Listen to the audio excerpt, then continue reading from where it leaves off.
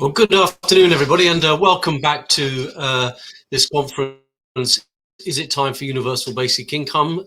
For those of you who weren't with us this morning, my name is Nick Pearce. I'm the director of the Institute for Policy Research at the University of Bath, and we're co-hosting today's conference with Bristol Ideas, who we've worked with before. This is the second conference we've had on the question of basic income, and we had a really interesting set of discussions and debates this morning, linking questions of basic income with wider questions of the future of welfare states, future of employment and work, the impact of technology, automation, artificial intelligence, climate change, and other questions for humanity's relationship with nature. How does basic income relate to all of those kinds of issues? We had very interesting, for those of you who were with us this morning,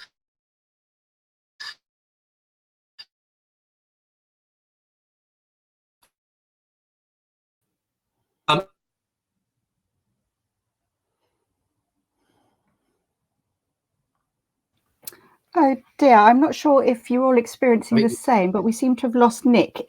Jane, can you hear Nick at all? No, I can't see him or hear him. No, we can't hear him. We lost him. Yeah, we can't hear.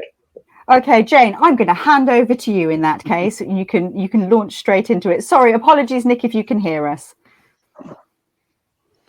Thank you very much, and sorry everyone, we seem to have had a bit of a technical hitch in relation to Nick's presentation, but I hope you can see and hear me. My name's Jane Millar. I'm Professor of Social Policy at the University of Bath, and I'm in the chair for this afternoon's panel, so it's great for me to welcome you all here. I'm sure we're going to have a very interesting discussion and debate over the next hour or so.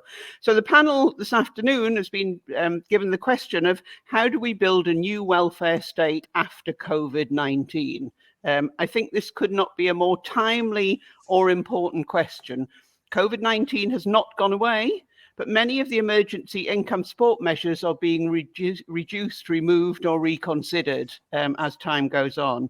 For example, today in the UK, we see the start of the removal of a weekly £20 a week uplift, which has been going to about 6 million people through the COVID crisis, some of the poorest in our society, and that is being removed from today onwards. So we're beginning to see the removal of some of those emergency measures. And other countries are also considering their support and the future of their support.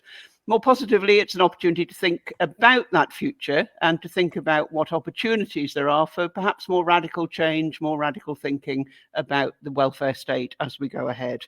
We've got a fantastically and great international panel. I'm really pleased about that today to discuss these issues.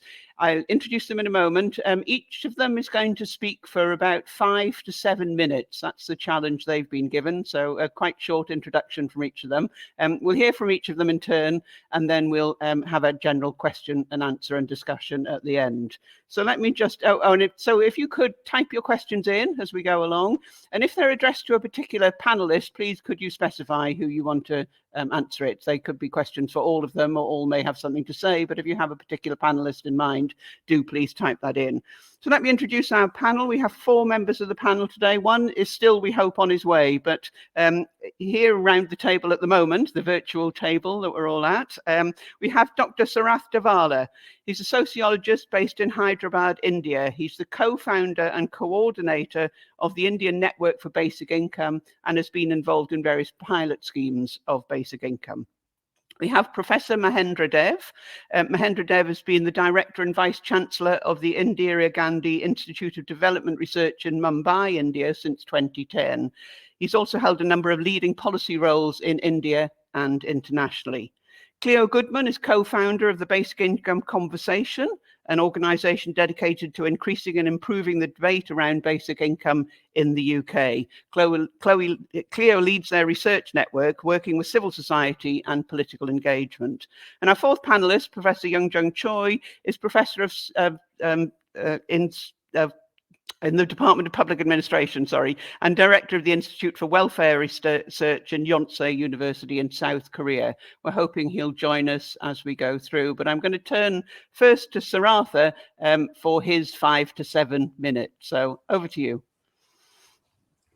Thank you, Jane, and thank you, Bristol Ideas and University of Bath for this invitation to speak. I mean, yes. Is this the right time for universal basic income? I believe so. And what kind of welfare state is desirable? Before doing that, I would like to look at the background. What kind of a crisis we are in? Our politicians, there's one thing that they hate is a crisis. They don't want to accept that there is a crisis. I think the first thing we need to do is that we have to accept that we are in a multiple crisis situation today. And the most important one affecting mankind is the employment crisis. Business models have changed in the 80s. And since then, I think progressively we are seeing changes in the way people relate to work, the way work is available or not available, how the production system has been dispersed all over the world, and so on and so forth. I think this has created a situation where progressively more and more jobs have become insecure. And I think that's all over the world. Percentages may vary. I think that's the most important point, a difference between the high-income countries and the low-income countries. I think this employment crisis is essentially, it is the going down of the quality of employment, and which means that from full-time employment, we are moving towards part-time, half-time, or no employment, and from temporary to permanent to temporary jobs, and actually a lot of jobs actually disappearing and wages stagnating across the world. Now, what this immediately translates itself into a welfare crisis, a welfare system that was based on certain assumptions. It was trying to solve a set of problems. Those problems are no longer relevant because we have newer problems. So what this welfare system, welfare model, or if you would like to call William Beveridgean template that we have all inherited and try to improvise according to our context, I think that is no longer fitting into the current situation and not solving the current problems. I don't want to go into the detail about the current problems. We have just seen the employment crisis, and as a result, the welfare system is completely broken. I think it manifests itself in a particular way in the high-income countries, like, for example, UK, we were just talking about, and differently in the low-income countries. That was a system which focused entirely on the labor market. I think youth we invested into youth because they would go into the labor market. And after the labor market, I think you have saved during your labor working years, and then you could retire with a pension. But I think that is no longer the pathway today that we are seeing. So I think majority of people are very, very precarious in the labor market and not having jobs in the labor market. And a lot of the youth are also not able to look forward to a decent job. I'll take a quick example of India. In India, if I may divide between the good jobs and the bad jobs, which I have just described, the good jobs are only we have 500 million workforce. Out of that, I think just 6% have good jobs and 94% have bad jobs. I mean, it's a very simplistic thing, but this is the statistics we have. And I think what we had, the 19th and 20th century labor legislation gave dignity. So we could see people as workers, and worker was the central identity, and taking care of people was in the register of being a worker. But today, as I just described, the numbers, the rights-bearing worker is an endangered species in the 21st century, and progressively so. I think the 6% could be, we're talking about out of 500 million workforce, 30 million are in these good jobs, and 20 are in the government jobs, and only 10 are in the private sector. Now, what is the future that one is able to see, and how does the state or how does the community will care for populations in the future? What are the mechanisms and what are the means? I think none of the projections we are able to say. For example, in India, it boils down to people, because I'm saying worker, rights-bearing worker is an endangered species, people are seen as beneficiaries. It is in the register of poor that they get. Bulk of our expenditure is giving subsidized grains, rural employment of 100 days, free meals for children, and nutritional supplement for pregnant women, old age pensions. That is how it translates itself into. Now, is this all sustainable? I hope I have 2 more minutes. Jane, if I can go on, or 1 more minute. Now, the point is that how do we understand the care of populations in the future? What COVID has done, COVID has not created problems. COVID has only magnified what was already there. It was showing out what was already there. I think in our situation, we saw migrant workers walking back home because both the employer and the state betrayed them, and they had nowhere else to go. They just wanted to go and die in their villages. I will close. My last point is, what is the kind of new welfare system we should visualize? And I feel basic income is an essential ingredient in the new welfare system. I think there are lots of inefficiencies that need to be stopped, lots of redundant thinking that exists in our current models. We need to really get rid of them. I think basic income should be seen as a foundation of this new society. And I think it's possible, technology makes it possible to give a basic income to, I think today we are already seeing technology able to manufacture goods, able to provide services on its own. So technology can create wealth for the nations. So that, I think with that possibility, if we can see technology as an opportunity, I think if we can convert a threat into an opportunity by actually harnessing technology for the benefit of, I'll close with this, that the new welfare system should have a physical, mental, material well-being of people by providing income security. It should have an ecological well-being by caring for nature. It should have a moral well-being by not encouraging hyper-consumerism, moral well-being of human beings. I think life itself will take a new definition. So we need to interrogate the growth-centeredness of our economics. I end there. Thank you, Jane. Thank you very much. That was perfect timing. You used your 7 minutes beautifully. And I just noted one thing you said in the middle about the rights-bearing worker as an endangered species. I think that's an important point for us to be thinking about as we proceed. But let's move straight on to Mahendra, who is going to take the floor now. Let me pass over to you, please. Yeah, thank you, Jane. And also thank you for inviting me for this important panel discussion.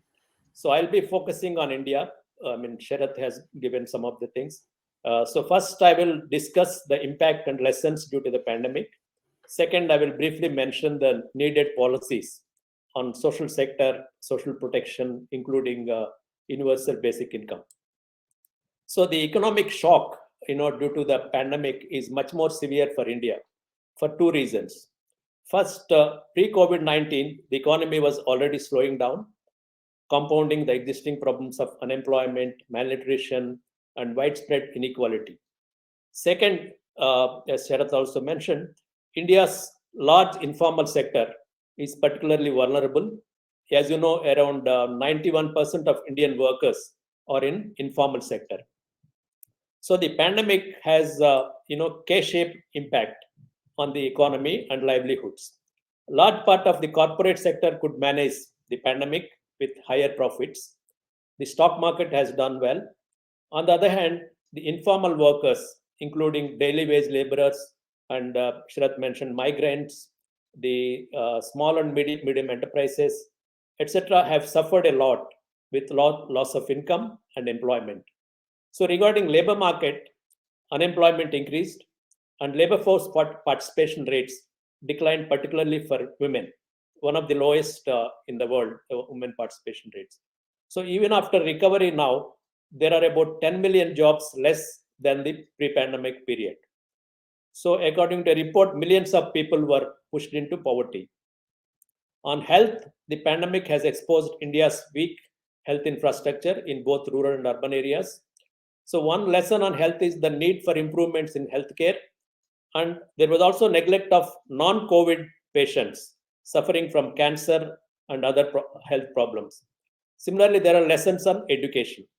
For nearly a year and a half, schools were shut and shifted to remote learning, and it is a pale substitute for in-person learning. So many children have been excluded from online classes due to the digital divide. Another issue is food deprivation and malnutrition. Large number of people struggled to feed their families and food intake dipped. Children also did not get nutrition services and provided at village level, and also midday meals schemes as schools were shut. So these are the lessons from the pandemic. The central and state governments and Reserve Bank of India have recognized the economic crisis and responded using fiscal and monetary policies. So the central government announced 21 trillion rupees, around 10% of GDP, but most of the package relates to liquidity measures. The real fiscal stimulus seems to be around only 2% of GDP. It also includes food transfers and cash transfers for the informal poor workers, including migrants.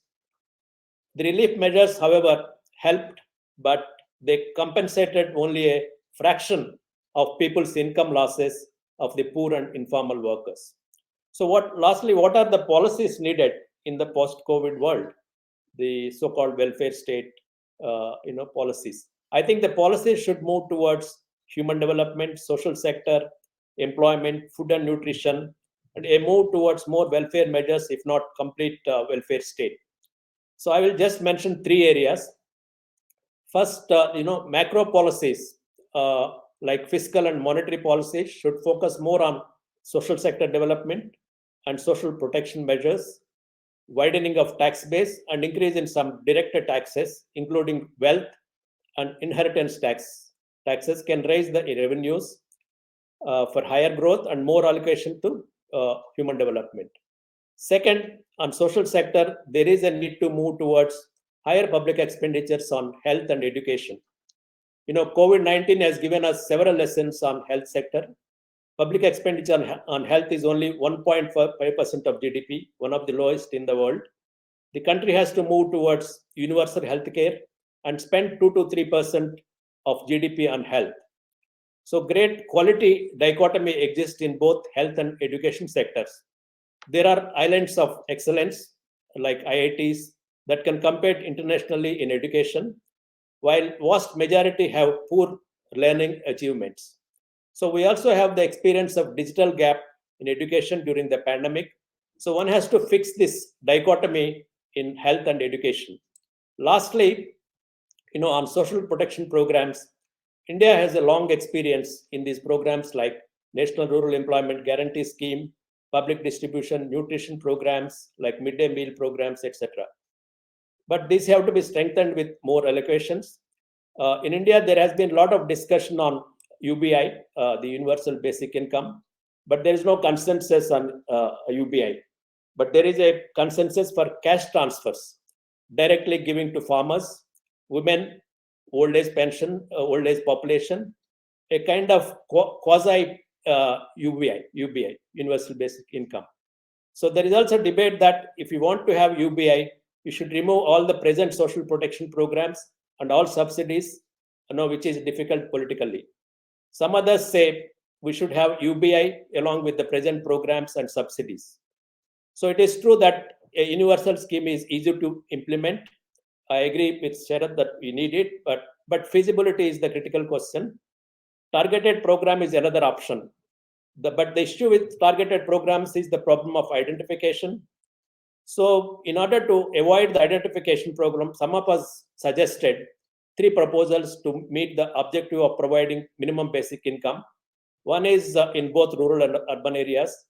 First, give cash transfers to all women in both rural and urban areas above the age of 20 years. Second, expand the number of days provided under National Rural Employment Program from 100 to 150 in rural areas.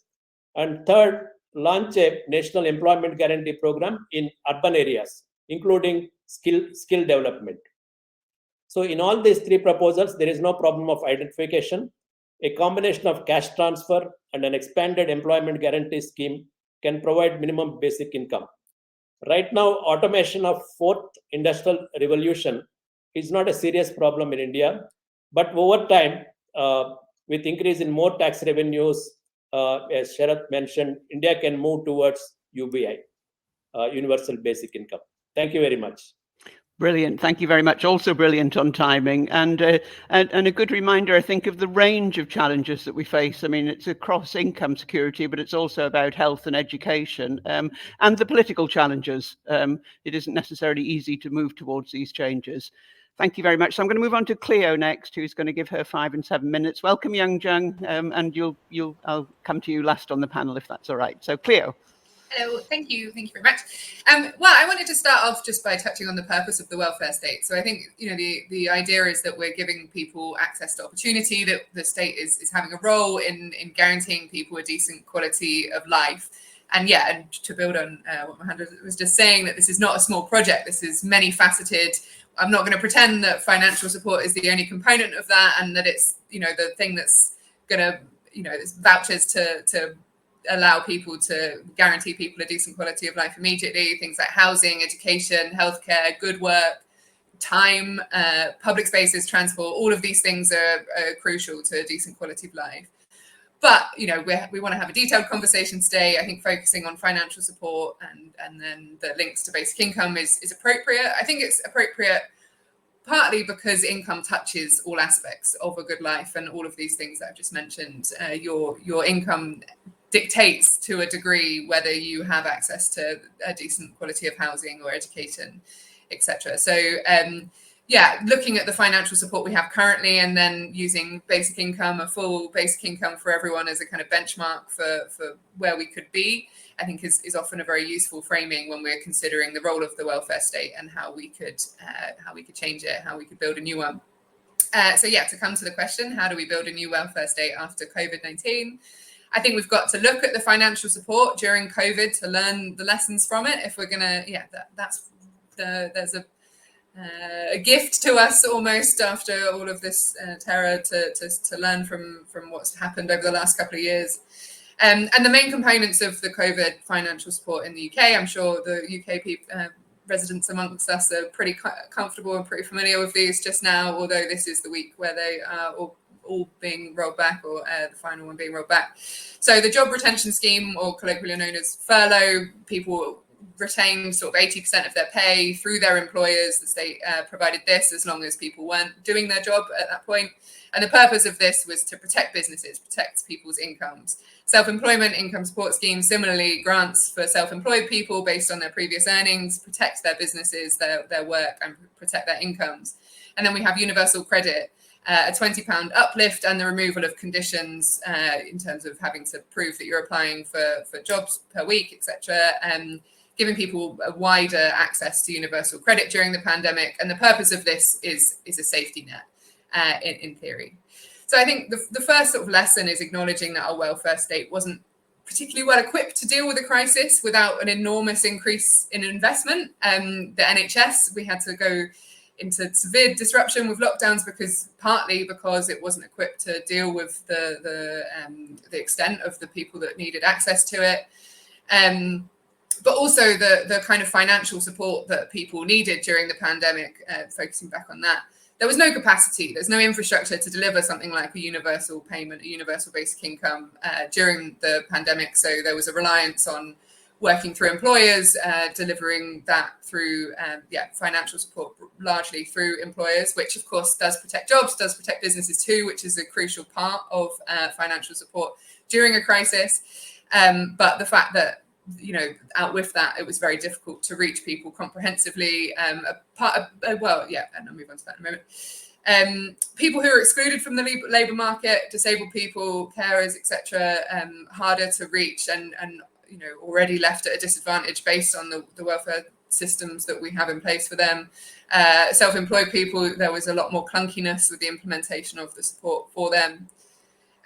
I think it's important to acknowledge the successes of the scheme. I think the comprehensiveness, the sort of, I don't want to use the word generosity, but that's why I'm using the word comprehensiveness, but the level of payment for people through the furlough scheme, I think is something to be respected and to acknowledge as a success. Most people's lives weren't too disrupted by a loss of income when they were if that was the scheme that they were being supported by. things like listening to trade unions when developing the schemes, I think, is a success. And universal credit being able to deal with the increase in demand. It went from about 3 million claimants to 5.8 during the course of the pandemic, and there were good shifts around that system for potentially for once that allowed people to claim that money during the crisis. I think we also, of course, need to acknowledge the failures, and I think conditionality is almost always at the centre of the failures of financial support. People have been excluded entirely from the financial support. They've not been able to access it, even during a crisis when, of course, the point was to make sure that people weren't at a massive disadvantage. And I think the conditions put on payments are, they hold on to an idea of contribution and deservingness, even during a crisis when, we should be, the idea of a welfare state surely should be providing everyone, guaranteeing everyone their basic needs. Certainly during something like a pandemic. I think the support for people in non-traditional work or people who are out of work was much less comprehensive than that for employed people. The universal credit uplift of £20, which has been removed today, is not a very generous payment. If you took on average how much people were receiving through the furlough scheme and compared it to how much universal credit is, there's a massive disparity there. So there's still, again, an idea of contribution and deservingness that dictated how much financial support people were able to access. And I think the main thing that is, a failure or, a fear, I think, at this stage is the desire to take things back to normal. The universal credit changes were always explicitly temporary. There was, and universal credit is a system designed to incentivize people back into work. And I think, at this point, the role of the welfare state during this next phase needs to acknowledge the turbulence that will remain on an individual level for businesses, for the world of work. So we need to do things like retain our public services to a high standard, potentially improving them, changing in our approach or retaining a change in approach to public spending, and not returning to kind of a look of household debt. So just to end on talking about whether it's time for a basic income, of course, I do believe that it is, mostly because we are not going back to normal. There's enormous changes in personal circumstance. And the thing that a basic income solves is giving everyone access to an income. Making sure everyone has access to an adequate income is more multifaceted. Retaining, a sort of partial furlough scheme would maybe be part of that. But a basic income ensures everyone has an income. I think there are obviously practical questions on delivering that need to happen in between us and implementation. But for me, there are two main reasons, and I'll end here. There's a practical point, which I think people need to be able to do unpaid work. Creating a welfare state should be a democratic process, and that is unpaid work that we should acknowledge with an income in the form of a basic income. And I think to create a welfare state that gives people access to a decent quality of life, we need to trust people, and we need to believe in people's ability to create a decent quality of life for themselves and to make choices and where they put effort in, where they allocate their work. And I think you can only do that with unconditionality in the form of a basic income. Thank you. Thank you very much, Cleo. Thank you. Very, very good. You covered a lot of ground there. You started off with a very important point, I think, about income touching all aspects of the good life. And I think that is an important point to remember. I was also struck by your point about conditionality being at the centre of all the failures. We might want to come back to that because that's an interesting point. Can I encourage the audience to get your questions, start typing in your questions? We've got one more speaker to hear from, and then we've got time for all questions and comments. So, but let's turn now to Young Jun from South Korea for his perspective on this. Over to you. You've got your 5 to 7 minutes. Thank you, Jane. I'm sorry for being late. Let me share the Korean story. The Korea has been one of the best performer in terms of fighting against COVID-19. The number of the infected people has always been one of the lowest among OECD countries.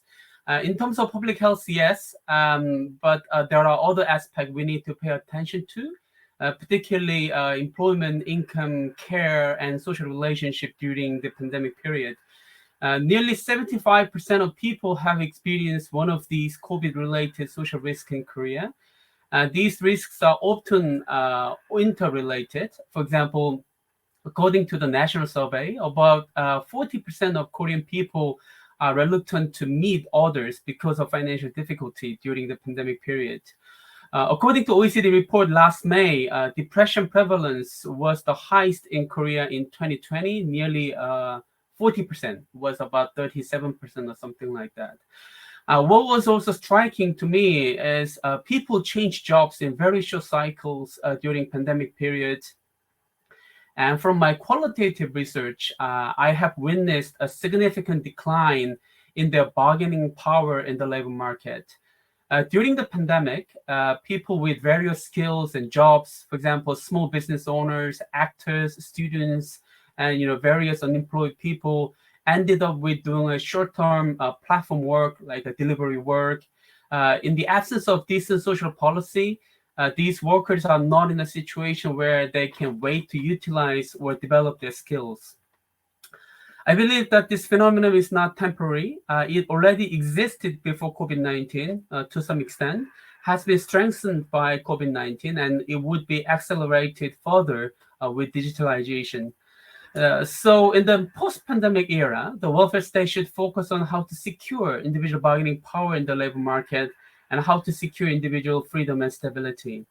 The problem is that in this process, the welfare state, as we know, did not play this role very well, at least in Korea. Among those suffered from unemployment, involuntary working hour reduction, or unpaid leave, in Korea, only slightly more than 20% workers have received unemployment benefits or emergency relief allowances. The pandemic really shows the weaknesses of Korean welfare state, not able to protect self-employed workers, atypical workers, or workers at smaller workplaces who have been hardest hit. The current policy option by the Korean government is to extend the coverage of current social policies like unemployment insurance and to develop tax and benefit administration, such as real-time information in the UK. But I wonder whether those measures could save the welfare state. I will tell you why. The income inequality is increasing and social mobility is weakening, which means people are not moving ups and downs, but there are a sticky ceiling and sticky floor. One implication is some people could repeatedly receive welfare or unemployment benefits, whereas others think they only pay and contribute to the system. As a result, the conditionality and sanction can be stronger in public assistance and unemployment benefits. For example, our progressive government now is trying to reduce unemployment benefit level if one repeatedly receives it. For example, 3 times in 5 years, then 50% cut of unemployment benefit. The extension of social policy with better public administration might not be the answer in this situation. Also, in a society where payers and receivers are clearly divided, you cannot expect thick social capital, social solidarity, or democracy. Not only income inequality, but also asset inequality is widening. Somehow, during last 3-4 years, housing prices more than doubled in Korea, probably not very different in UK and elsewhere. While it is very difficult to save, for example, like £100,000 for 20, 30 years with your regular income or job, but you see some are earning £1 million with having house or lands within 3-4 years. What about Bitcoin and other things? The price of labor seems to be increasingly meaningless to many, particularly for young people who are anyway struggling to get a decent job in the labor market. Instead of being a hardworking worker or entrepreneur, they want to be a full-time investor in Bitcoin, stocks, and real estate. Normally, the result is the richer get richer and the poor get poorer. So we thought we are living in knowledge-based economy, but in the end, we are living in the asset-based society, asset-based economy. Most of young people go to university in Korea, but clearly knowledge alone cannot give stability or security to young people. I don't think there's only one way to overhaul the existing welfare state. Also, universal basic income cannot be a panacea. Better quality and the universal social services and social investment are also very important. But universal basic income can help and relieve these inequalities by financing it, as well as providing the benefit. And also give foundation for strengthening individual autonomy and security for not only for those producing price, but also creating social value through community work, where the unpaid care and so on. So in Korea, there are very strong debate on universal basic income at the moment within politics and academies now. One of the strong presidential candidates promised to start universal basic income, but with a very low benefit level. And local governments are trying to experiment this idea. So rebuilding the welfare state has just begun in Korea. Thank you. Thank you very much, Young Jun. Again, also perfect on timing and lots of interesting points there. I think your point, you started by saying the problems were often interrelated, and I think that's very true. So, and it relates to your inequality point in a way. Some people suffer a lot on a lot of dimensions, whereas other people, hardly suffer at all, as it were. And that division of the world into the payers and the receivers is obviously very pernicious and makes life difficult in terms of thinking of reform. So, number of points there to get our teeth into. Now, you panel have been wonderful. Your timing has been so brilliant. We have about half an hour left for questions, comments, and debate. So I'm expecting lots of things to pop up in the chat. And I've got one to kick us off. So let's start off with the first question that's come up. Would a central bank issued debit card to all create a mechanism to support essential food purchase and critical housing access and expanding into the wider welfare system, and so pave the way for universal basic income? So a debit card to start with, would that be a helpful route into thinking about basic income? Not directed at anyone. Sarath, would you like to start on this? Well, I'm not an economist. I'm a sociologist. I think Mahendra Dev is more equipped to deal with that question. But anyway, I think I'll just make one simple statement that, the whole question of feasibility is not feasibility of UBI is not a fiscal question, is not an economic question. It's more a psychological question. I think psychologically, as a society, as an industrial civilization, we are not prepared to do anything unconditional. We are not prepared to give that elbow room, which is there, not able to recognize that we need to change. I think I'll just hand over to others. Mahendra, you can.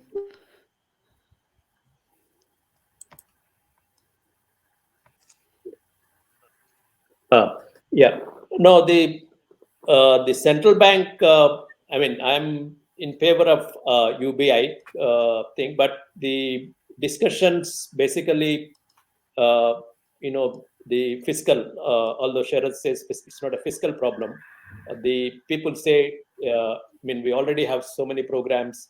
In addition, if you want to spend 5% of GDP or 10% of GDP, it will be a difficult one. But on the other hand, still, I think with increase in inequality and asset inequality, it is possible to have universal basic income even in a developing country like India. So I'm in favor. But apart from that, the usual health and education are equally important. So some people say that there is a trade-off between this and health expenditure, which is only 1.5% of GDP. Which they don't have, the poor people or middle class, they don't have health facilities. So that is the dilemma thing. But there is now a movement towards cash transfers, unconditional cash transfers. So that is one way of starting the thing before moving to the universal basic income. But the central bank, can do it if there is a will. Yeah. It's a good point. It's about the steps towards it, I suppose. And it goes back to what we were saying earlier about the political realities. Steps towards. Cleo, what about steps towards from your point of view?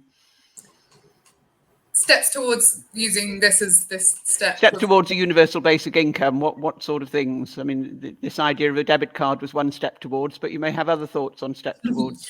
Yeah, my kind of favorite steps towards kind of process is looking at the current system and, removing the conditionality from things that currently exist or kind of swapping them out for things that don't have conditions on. Because I think I completely agree with Sarath on the idea that it's a psychological barrier. We hate the idea of unconditional money, and that's the definition of what a basic income is. And I think I think feasibility largely is a political feasibility problem. We need public support for something as fast a change as basic income, because we need to know that the electorate want it to happen, and politicians aren't going to do it without that public support. And I think sort of targeted campaigns to things like carers allowance or not disability benefits, like just removing conditionality from things that currently exist, or really strong campaigns around that would be really helpful in terms of a steps towards process. But I do think that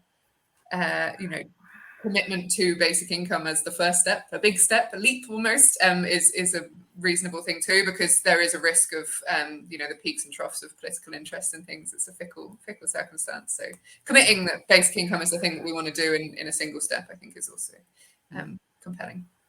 Thank you. And Young Jun, is it you mentioned local government experimenting with it. Is that a good way to start, do you think? Yes, I think that's a good way to start. I mean, this is not only, surely we need more evidence whether the basic income is actually working, but also the experiment actually give time for people to think about whether the basic income is good for me or not. Because the basic income is kind of different from, for example, like existing social service, because you pay and you receive at the same time.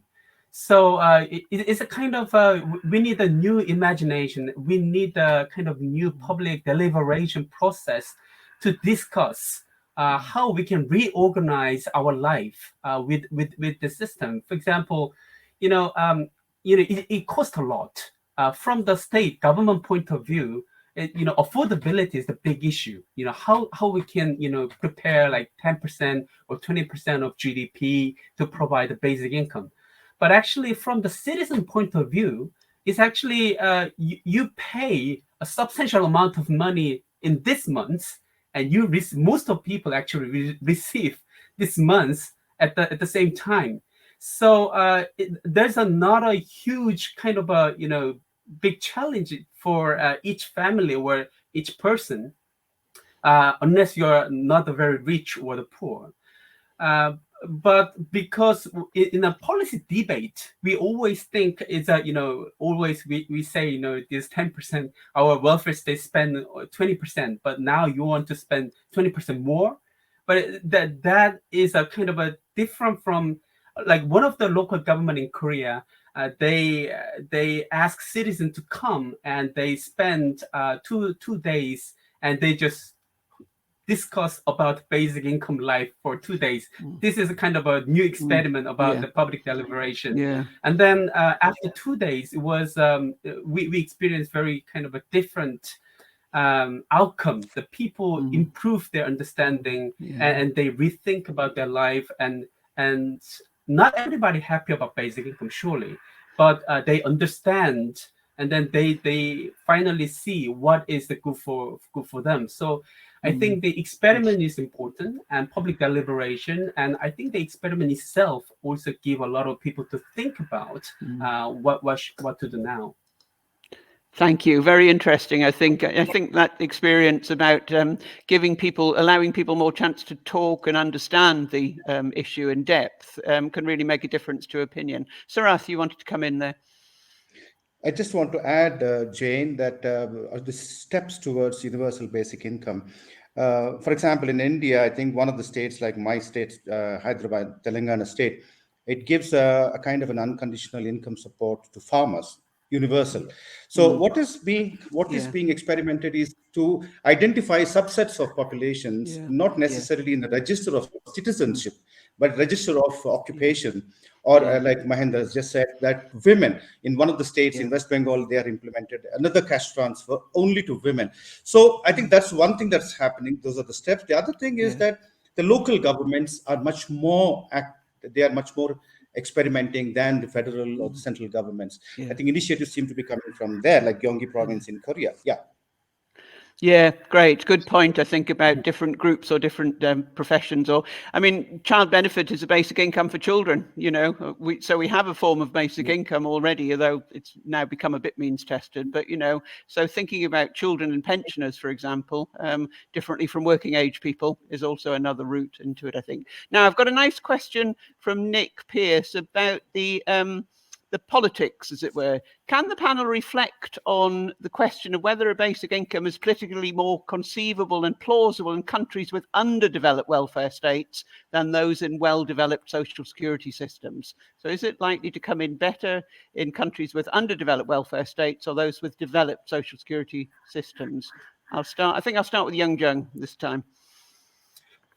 Yeah, I think that might be true because you know, the some section of people, for example, the advanced welfare state, they support the existing the welfare state, so they might not want you know, dramatic change in their welfare state, but in spite of that, still, like Finland, they introduced the you know, the basic income experiment.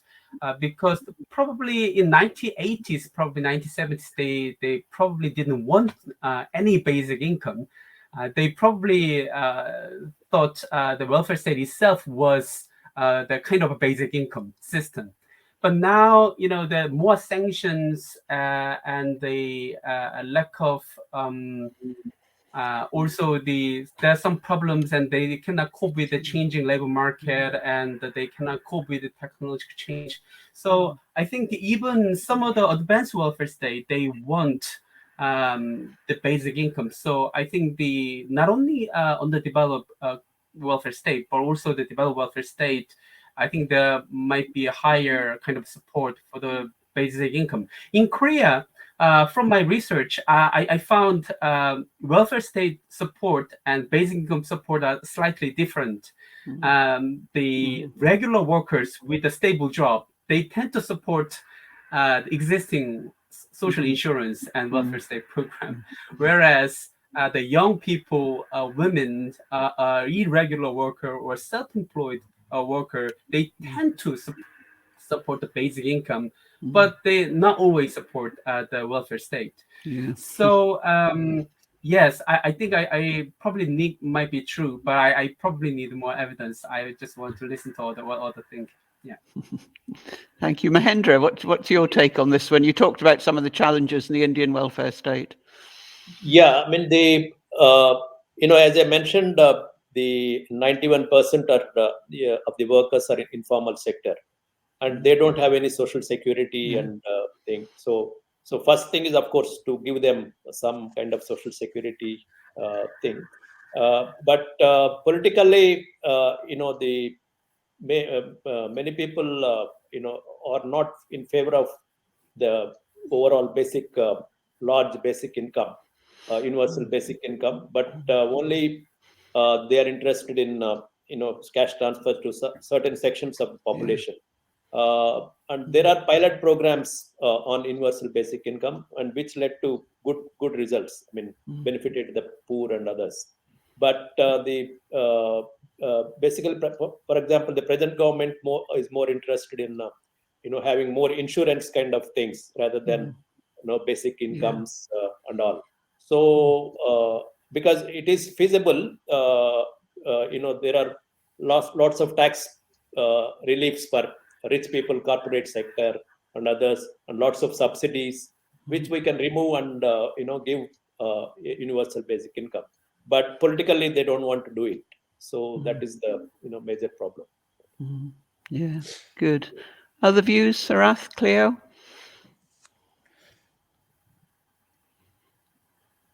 Yeah, Jane, I think it's very interesting that am I on mute? No.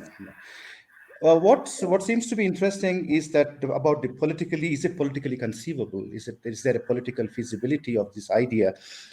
Okay, not the lock, stock and barrel, not as a wholesale concept, but I think in some places, some politicians are seeing that they can gain electoral dividends through this unconditionality. Somehow unconditionality seems to be gaining some traction with some politicians. Yeah. And that's why I think in our last general elections, I think there was a move that many people started announcing this kind of an unconditional thing. So probably 5 to 10 years from now, I think in small steps, political feasibility also will be kind of become visible. That's my hunch. Yeah, thank you. Yeah. And Cleo, I mean, there's been much more debate about basic income in the UK, very well developed social security system supporting millions of people, which in a way makes it a challenge to change. And we talked earlier about sweeping everything away and replacing it with one thing would be quite challenging. But there's definitely interest, isn't there, in different parts of the UK? Yeah, definitely. I think there certainly is, it sort of similarly at a subnational level, local government and devolved governments. There's serious, and I guess almost the devolved government interest in Wales and Scotland in the UK. You know, maybe they're thinking about developing their own social security systems or their own welfare state. You know, in a way that the UK as a whole kind of isn't, because it's established, it's almost taken for granted. And in a way, it's something that I think people don't politically. It's not really a vote winner. It's not really something that politicians tend to go out on a limb for. You know, the public don't care. Like, I think I've heard sort of people want to see a welfare state that is sufficient and ethical, you know, that treats people fairly and gives them enough money. That's what people as individuals care about. But they don't care so much about policies or specific mechanisms. And I think basic income is almost unique in that, because it is something that does have widespread popular support. It's a very compelling idea. It's simple enough to be understood. It's comprehensive enough to feel exciting. But I do think it's still a hard one to win. And yeah, and I think also because we have a developed social security system that's kind of built around very much about targeting, you know, the benefit system specifically is, you know, there are reasons that people are receiving the money, and a basic income kind of doesn't replace that. It sits alongside it. It's another central part of unconditional money, guaranteed income for everyone, and then you know, where people need additional income, which is currently how the benefit system is built, based on other factors like being out of work or you know, having disability. That's how we provide money at the moment. So I think there's a real conceptual leap that needs to be made for people in the UK on basic income, that maybe is hindered by the fact that we have quite a well-developed system. And then, you know, practically implementing the infrastructure for delivering a basic income is maybe not a political project many people would want. Yeah. It goes back to what we were talking about earlier as well, about people's understanding of the system and what they think the system already does and doesn't do. So we need to be clear on that. Now, I've got a nice international question. Given that the UBI is only like to be introduced at a national government level, so one country might introduce it, but others not, how is this likely to impact on global labour markets and supply chains? I think global labour market is particularly interesting. We touched a little bit on migration and migrant labour, and that's certainly an issue in globalised world. So what about UBI in one country, as it were? What does that mean internationally? Mahendra, I'm sure you're going to be good on this one. Yeah, internationally, I think it's useful to have universal basic income in different countries, because then it can improve the global, growth and other even exports and other kinds of things, labor markets benefit. So I think the global implications are positive if you have the UBI. So that's why I feel. Good. Any other views on this one? And also the value chains also will benefit with the with the more income for the for example, the 90% of the population, if we have more cash transfers, the UBI. So benefit the economy level. Sarath. Jane, I know a couple of people who are already thinking of a world basic income, a global basic income, and all that. There are two. I think next door, Manchester, Paul Harnett, and they are working on that. Anyway, I think there are two important areas we need to really consider. One is we have to interrogate the existing foreign aid register completely and see and put it to an ethical stress test and see what exactly is happening in the name of foreign aid today. Where does that money go, and what kind of transactions happen in the name of foreign aid? Okay, that's one. Is it really aid at all? I think that's one area of interrogation. The other is, I think there is also a larger ethical question we have to put to the multinationals in terms of reparations to where they have taken the resources from, at what cost, at what profit, at what benefit. I think we need to actually impose that kind of an ethical obligation to the multinationals. I think those are and of course the not the carbon dividends, but the digital dividends is, as data as the new oil, is also another window that opens up to really consider a kind of a global basic income, especially moving from those who have to those who do not have at all. I think we need to consider, because we are already a global village. Yeah, great points. I think very much so. And I think that's going to be a very strong debate as we go forward. The international issue of reparations, international of what we owe to each other as an international welfare state, if you like, rather than just thinking in national terms, because we are linked together by our history as well as by our current situation and by our future. So I think those issues will continue to be really important. Young Jun, did you want to say anything about what you think for the international? Yeah, well, there's a high productivity gap between a developed country and underdeveloped country. And also within even Korea, there's a very high productive firm like a Samsung, Hyundai, whereas nearly 90% of firms, they are small, medium companies. The productivity gap is nearly like 100 to 30. So if I only give an example within Korea, there are a number of people that work in a very bad working conditions without proper labor unions and so on. But they have to accept those jobs because they don't have other means to survive. But when we provide the basic income, then probably the people have they increase their bargaining power to say no to the dangerous work or dirty work and so on. Then that would probably, starting from there, and I think that would restructure our economy in industrial structure in Korea. I think this is same in a global scale. If the people in the developed world, if they can say no to very bad companies, not green companies, and they try to exploit others.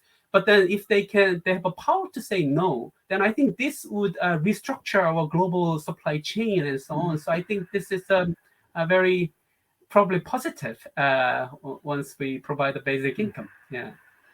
Thank you very much. And I've got a question that kind of follows on from that in a way, which is about what people might want to say yes to in the context of a basic income. Would more unpaid homework like caring and homeschooling be enabled by universal basic income? And this could also reduce the pathogens in a world where future pathogens are less age specific. So thinking back to our COVID-19 context, homework, caring, could the universal basic income open up those opportunities more? Cleo, you mentioned the issue of caring and the importance of that. Do you want to talk a little bit more about how UBI might help us with the caring side of the world, which is so important in terms of everyone's lives and quality of life? Yeah, certainly. Well, I think that fundamentally there is sort of inherently an acknowledgement of unpaid work and the importance of unpaid work in a basic income, that that there is always work that both is always going to be done for no money, but should always be done for no money. Like, if you try and start paying an hourly wage for housework or for childcare, it becomes very complicated, very conditional, and yeah. So I think there's also a balance to strike and sort of a lot of care to take around the care question with a basic income, because I think the gender dynamic of the distribution of caring roles in the household could be exacerbated by giving a basic income. People could be more entrenched in gender roles, and I think there is a risk there. But yeah, as long as the way the basic income is designed and delivered allows people to have more freedom of choice, whether that's freedom of accepting or refusing certain types of paid labor or unpaid labor, I think that, it could certainly allow people to have more of a good balance of caring roles. And I think the paid labor aspect comes into this as well, because if the basic income gives them meaningful bargaining power on their working conditions, so whether they want to work from home and balance paid work with like caring responsibilities, which is so crucial to people with caring responsibilities, being able to have a functional lifestyle that they have control over and that suits their needs through the life cycle as well. You know, when your kids grow up or your parents get old, or all of this. I think a basic income really does have a role as a kind of smoothing policy for all of that kind of work. Sarath, I mean, do you want to come back on this from the Indian perspective, where the boundaries perhaps between paid and unpaid and care and formal labour market are not quite so perhaps rigid as we see them in the UK?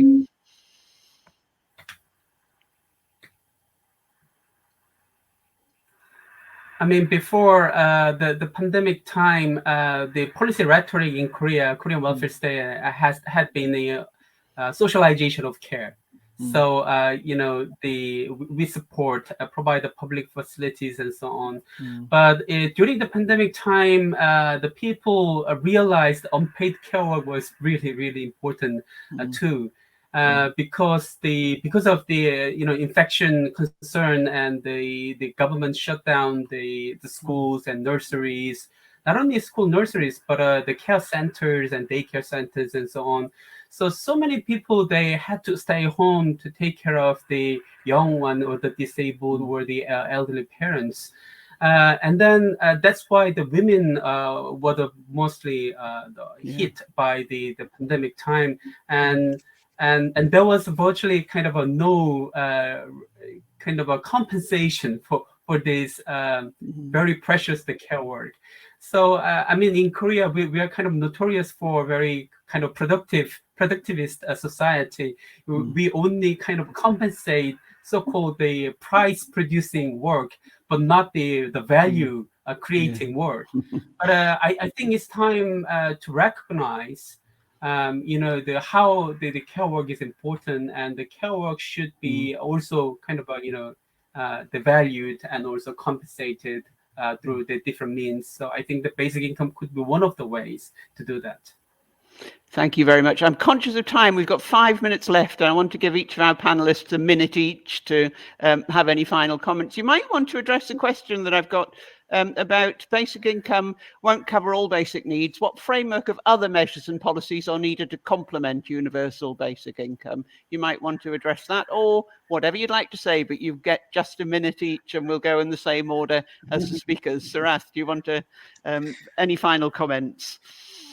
Yeah, I mean, I think I'll go. I would like to close with, I think a better society, which we all want, is a society that is a caring society. I think care becomes the central pillar of such a society. I think when you talk about a basic income society, I'm sure basic income security doesn't solve all the problems. I think Mahendra actually made a very good case saying that health and education are very important.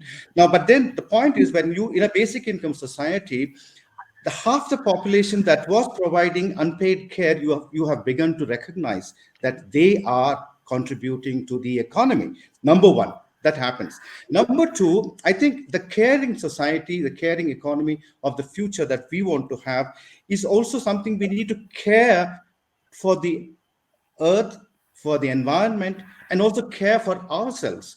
I think when we do that, when there is a psychological atmosphere of sense of security, I feel you automatically start caring. I think that is the kind of society I would like to visualize. Yeah. Thank you very much. Mahendra, your minute. Yeah, you know, tackling inequality is the main thing, I think, because inequalities are increasing significantly. So that is one where you need policies for that. You know, employment, the social sector, health, education, and of course the basic income kind of support. But on the women, you know, I agree that you know, if we have this basic income, I think care economy, they have more freedom, and their financial empowerment also increases within the household. So I think you know, that is also an important. Great, thank you very much. Thanks, Cleo. Yeah, for me, I think it's really crucial that we start democratizing conversations about things like the welfare state and genuinely involving more people in them. You know, building structures, things like citizens' assemblies, that aren't just consultations that result in action. And for me, that's partly why I think I so deeply believe in a basic income, because it feels like a meaningful action that has a very direct and very significant comprehensive impact for people and allows them to engage more in society and hopefully sort of democratic processes. Yeah, and I do think talk a lot about basic income, talk a lot about money, and I like the question about what else needs to happen. And I think in the UK, particularly housing and sort of a right to decent housing and a right not to exploitative, to not have to deal with exploitative landlords is a really crucial part of that. Great, thank you very much. Young Jun. Yes, I think the how to financing this the welfare state and also universal basic income is really important. So the taxing policy, this is something we need to discuss more. And also I'm a strong supporter of the universal basic services too. So I think we could combine these two together. Probably not adequate universal basic income, but it's a modest level of basic income with universal basic service and targeting net zero society by 2050. I think that is also a very important target for all of us. So finding how to combine these two together, and also together with the decent decentralizations and social innovations, how we can make more jubilant society. I think these should be all the active citizenship. I think those should be our agenda for future. Brilliant. Thank you all so much. So we're looking for a more caring society, tackling inequality, including gender inequality, democratic conversations, making sure we know how we're going to pay for all this, looking at the financing side as well, and the services that should run alongside universal basic income. So there's a small agenda for the future, but that's the idea. We should be thinking big. We should be trying to take this opportunity to think big for future. Thank you all, panel, very much, and thank you, audience, for your questions. Sorry if we didn't get to you, but it's time now to stop. So I'll just say thanks again to the 4 panelists who've given us such a stimulating conversation. Thanks a lot, everyone. Bye. Bye. Thank you. Bye. Bye. Bye. Bye.